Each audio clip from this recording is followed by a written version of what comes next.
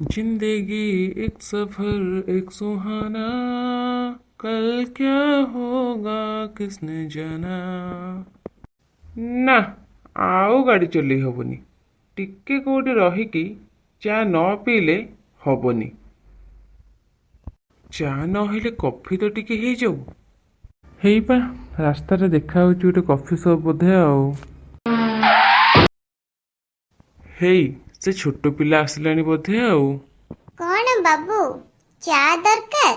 ହଁ ହଁ ହଁ ହଁ, ଯାହା ଖୋଜୁଥିଲି ସେଇଆ ଆଉ।